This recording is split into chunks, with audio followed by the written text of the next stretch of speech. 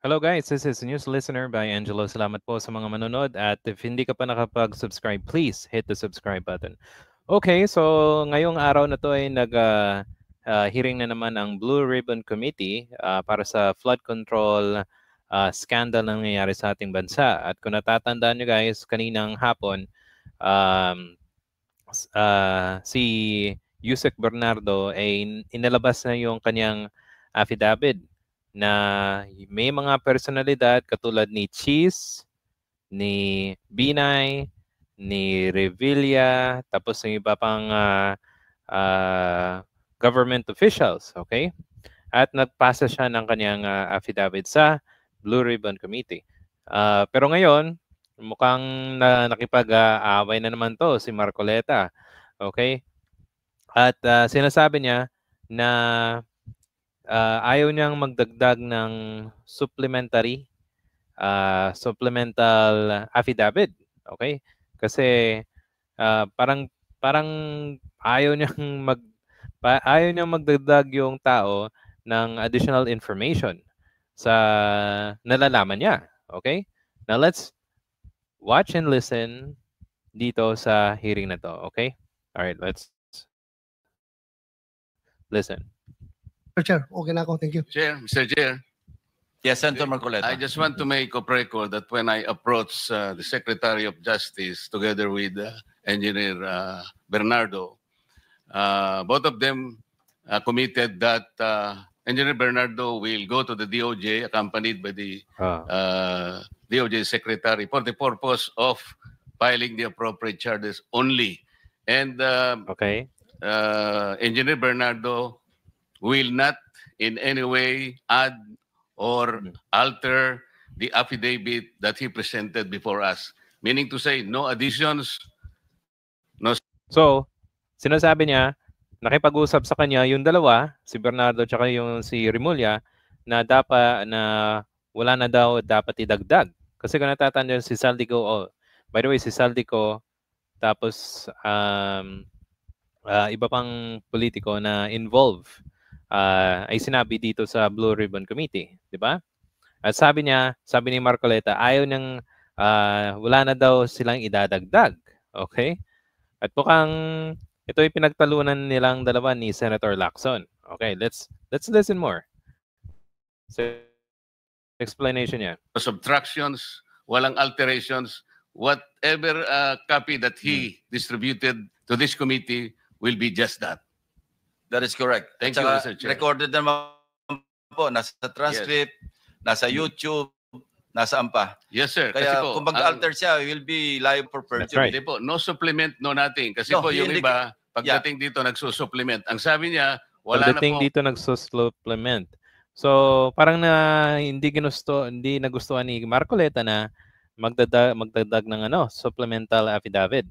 Now guys, ano bang supplemental affidavit? Pakita ko sa inyo dito sa another page. Sabi ng AI, a supplemental affidavit is an additional sworn written. That means additional po.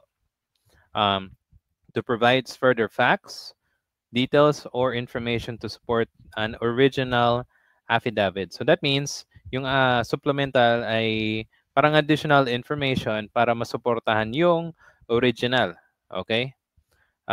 Application or legal claim. It is used to correct minor errors, clarify points, expand previous statements.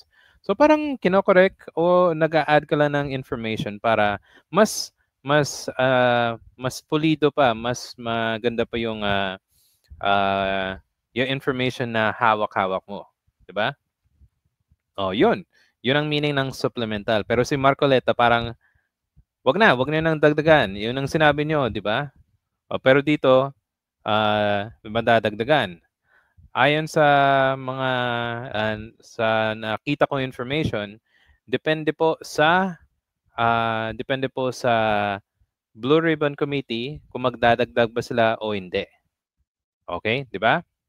Kasi makakatulong yung supplemental affidavit, 'di ba? Para makuha talaga at malaman talaga yung accurate information kung sinong mga politiko na involved or mga DPWH yung mga involved. 'Di ba? Oh. Okay.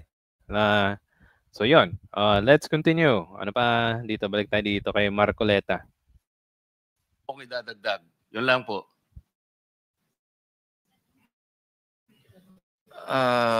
Meron siya sa statement niya na I humbly reserve the right to submit a supplementary affidavit. Yun. Yun ang sinabi ni Bernardo na I have the right.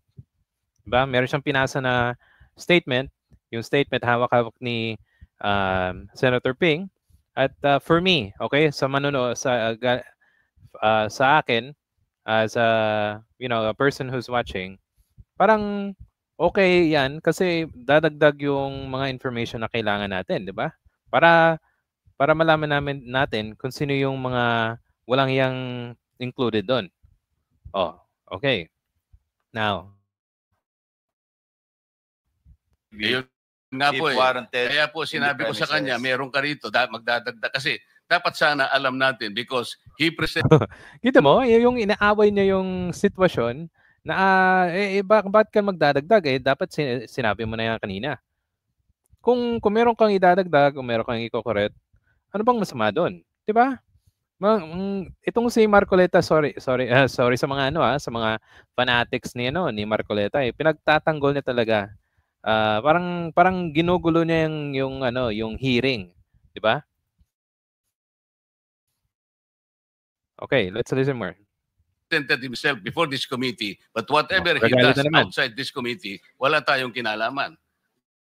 Hindi na po natin nalalaman kung ano mangyayari. I mean, for purposes of transparency,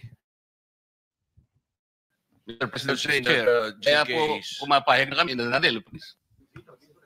Dito rin po yung supplemental. Hindi nga po natin malalaman We will not be guided. Ano ba sasabihin niya? Why not before?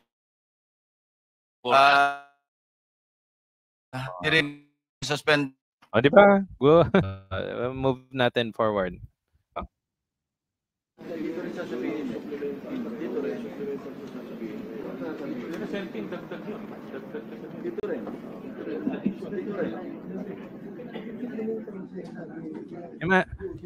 Imagine niyo guys, tatlong hearing ni Senator Ping ng Google, tatlo or dalawa.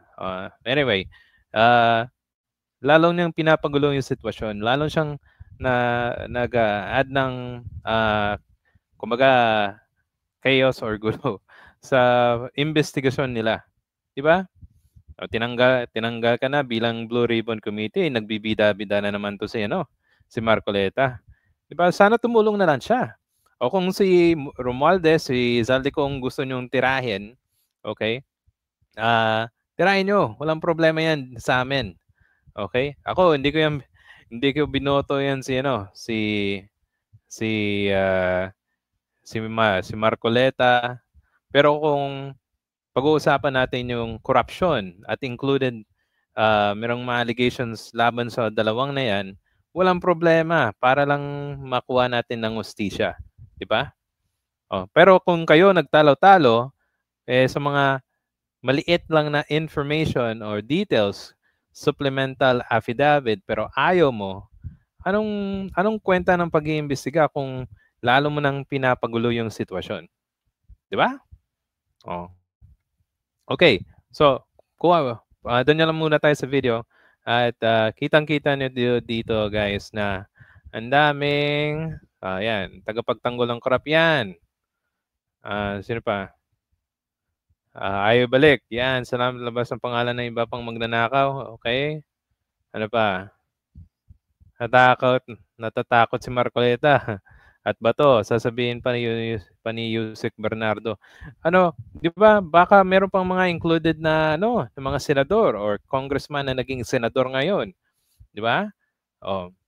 So, mas lalalim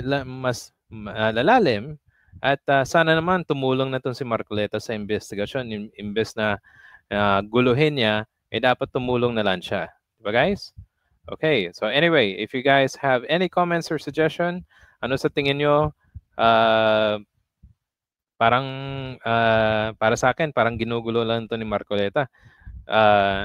Sana na lang naging ano na lang siya. Mas tumulong na lang kaysa sa manggulo. Ano sa tingin nyo? Okay, well, I'll see you in the next video. Salamat po sa pakikinig. Thank you.